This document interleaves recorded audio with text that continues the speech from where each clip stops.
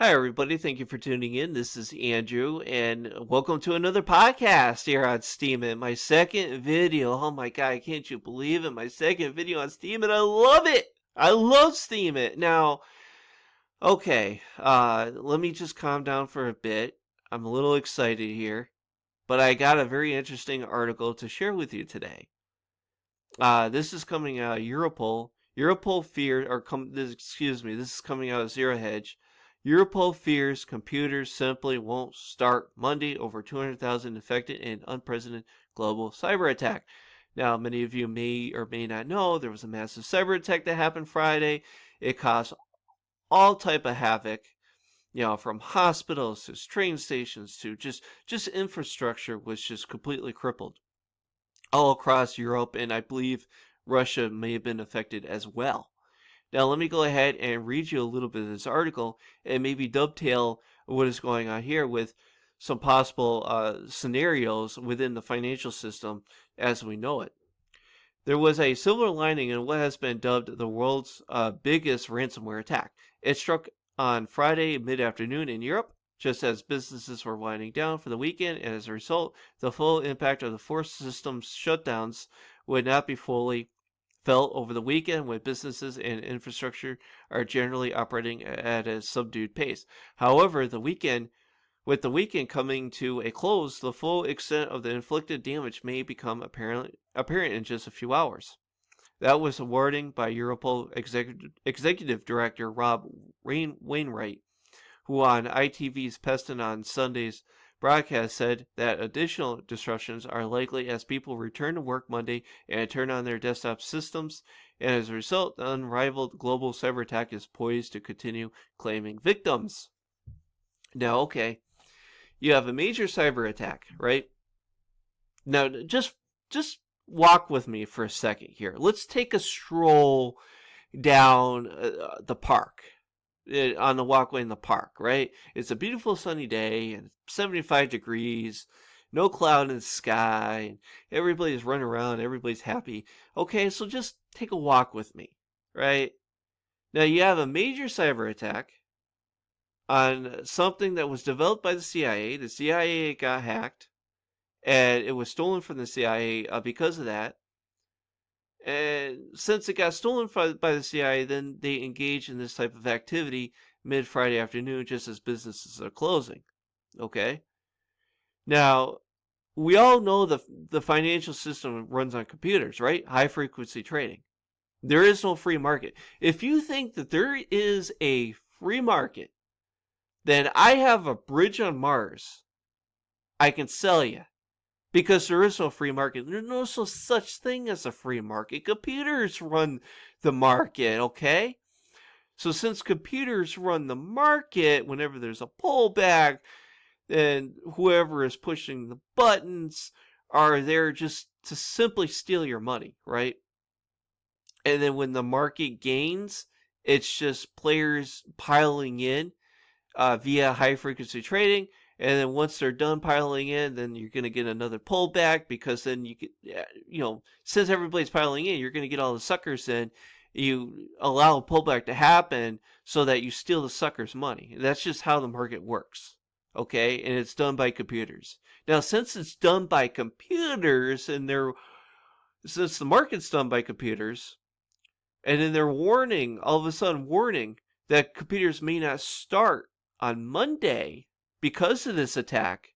Now, can you please, somebody out there, please explain to me while we walk down the sidewalk in this beautiful sunny day, can you explain to me what is 1 plus 1? Okay, what's 1 plus 1? Please tell me that, okay? 1 plus 1 equals 2, of course, right? Now, after having said all of this, what are some of the major issues that are going on with our finances here? Not only in America, but all over Europe, because Europe is a mess, right? Okay, well, since we are in America, let's just go over a couple of things that are ongoing. And if you're a regular in Zero Hedge like I am, you already know this. Now, you got three major issues happening. You got the student loan crisis, which I saw an article last week talking about how some collection accounts were tied up in court. Judges were ordering the government to stop collecting on debt because it's causing so many issues in the court system that they just simply can't handle it anymore. Okay, so major student loan issues. You got major auto loan issues. I mean, my God, have you seen some of the photos of all these just huge lots full of cars that are just simply sitting there? They're just sitting there. And nobody is using these cars. Nobody. So a massive auto loan bubble. Now, you also have a massive... Does anybody remember 2008? You know, there's a little year called 2008. Whole bunch of people lost all their money. Banks went under. Fannie Mae went down. Fannie Mae, Freddie Mac, Sallie Mae. A major banking crisis occurred in 2008. And because there was a major banking crisis that occurred, it occurred due to the massive mortgage fraud in the real estate industry, the mortgage fraud. So you had banks taking bad subprime mortgages and packaging them up, calling them AAA when they're really just dog crap, and selling them off to another bank, and another bank doing the same thing, and it just becomes a massive crap storm, right? So you have that's three major, massive issues that are affecting the economy, that are affecting the financial system, and affecting the well-being of every single American that's in this country, as well as Europeans all across all across Europe. Okay, so now you have this massive ransomware attack. Let me just sum this up for a bit. Massive ransomware attack. They're warning everybody that this may continue into Monday, into next week. Meanwhile, you have all these major, massive financial storms brewing with student loans, auto loans, and mortgages. See, 2008, it was mainly the mortgages that really brought the banks down. So this isn't 2008 anymore. It's not just the mortgages. It's student loans. It's auto loans. And it was auto loans too in 2008 as well.